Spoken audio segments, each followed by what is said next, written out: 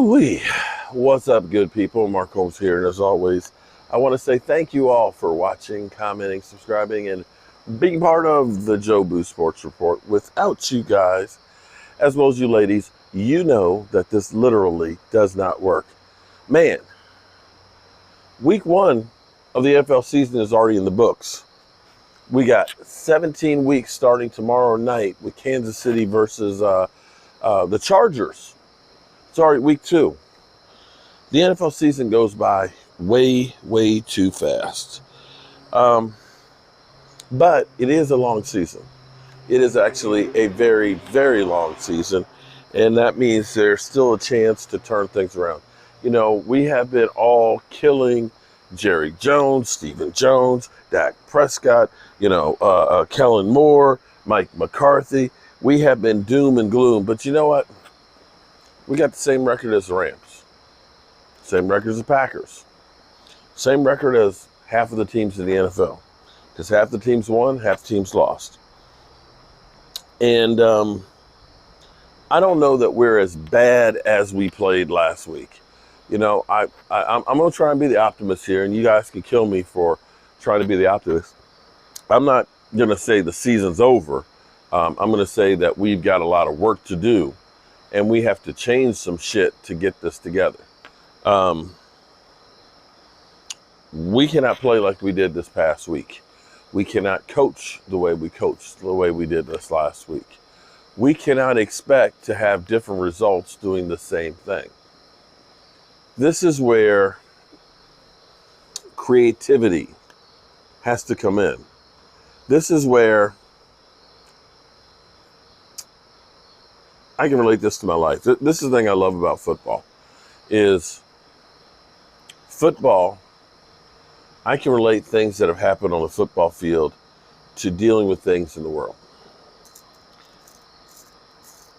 And thinking back to the toughest practice, I know we talking about practice, that I ever remember on a football field. We were having a bad practice. This was at JMU. And I remember it was hot. You know, on the turf field, you get the heat waves. It was so hot. It was like, 95 degrees or so.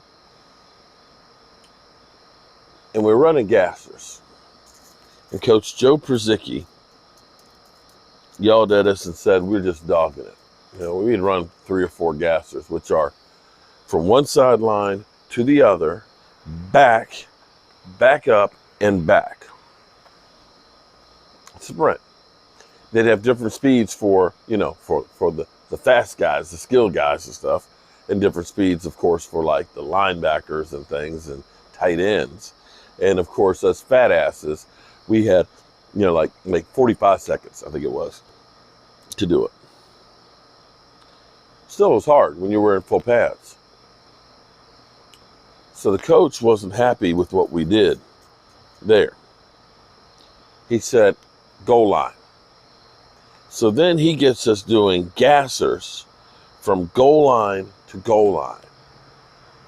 So you're running to that goal line, back to this goal line, back to that goal line, back to this line, back to that line, and again. Essentially 500 yards.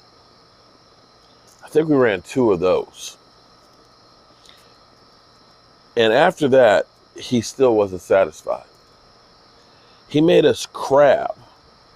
That means all fours. End zone to end zone. By the time some of the guys got there, they're literally rolling on their sides just trying to get there. He's yelling. The coaches are yelling and screaming at us. You got people throwing up on the field. It was hard. It was nasty. It was hot. And he got us all together in the end zone. And he said, I wanted to put you through hell to make you feel like you gave everything you had, but making you reach in deeper to understand you always have more to give. So when it's fourth quarter and your ass is down, you're tired, you're hurting, you're in pain, the odds are against you. You know that inside you there is more to give. And that's resiliency. Interestingly enough, I thought we got rid of the Jason Garrett isms. You know, we used to have finish the fight and, recommit. So now we have resiliency. Well, the Cowboys are definitely going to need some resiliency. They're going to need to bounce back. They're going to need to brush off what everybody is saying, because everybody pretty much has already written them off. Literally listening today to the tears on Fox, they pretty much had the Cowboys dead in the water with no chance whatsoever. Some people saying the worst team in football after 1 week. I remember when we started out 3-5 in 2018, was it? We turned that season around. Never say never. It's not going to be easy. It's going to be tough. But if they're resilient, they might have a chance.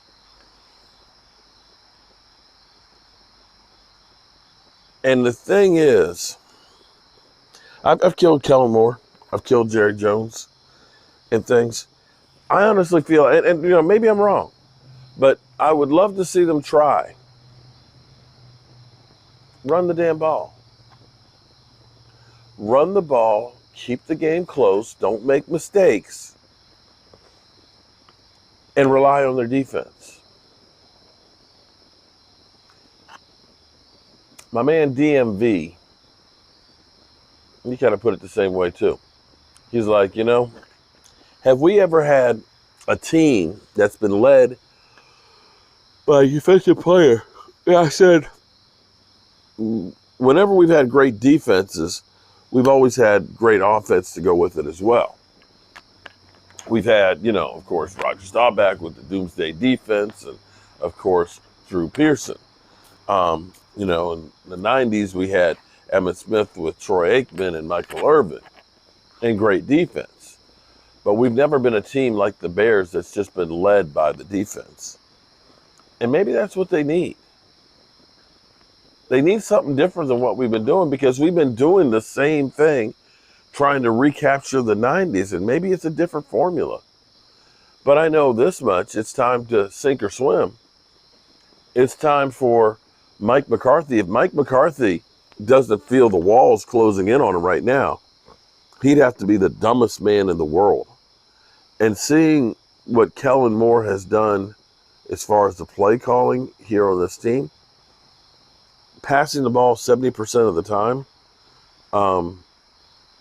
this first game, not even really trying to establish the running game with your wide receivers not ready for prime time, with your offensive linemen being new, is insane.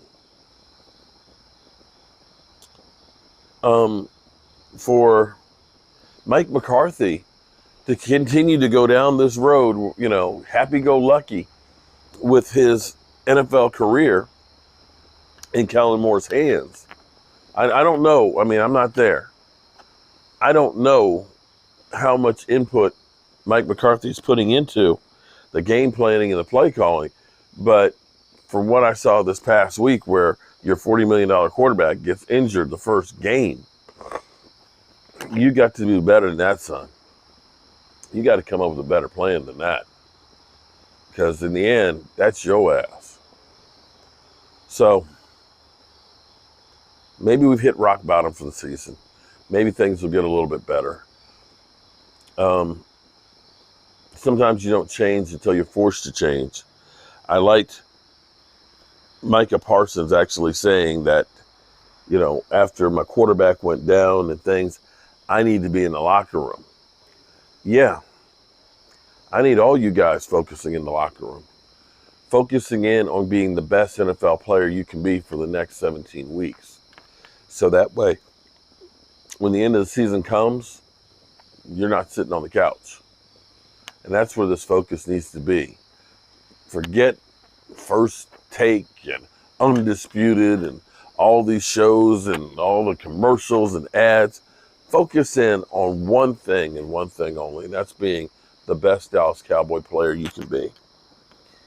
You got plenty of time in the off season to do all of that wonderful stuff. And I tell you what, you win something, I guarantee it'll be that much sweeter, that the payoffs will be that much bigger, that the love and admiration will be that much higher. Just got to win, baby. Yeah. Right now, you're running end zone to end zone. Cowboys crabbing is next. I'm going to say what I always say. Make sure you tell the people you love them. You might not get the chance again. I appreciate each and every one of you guys, and you ladies, and you kids. And God willing, I'll see you tomorrow. Peace.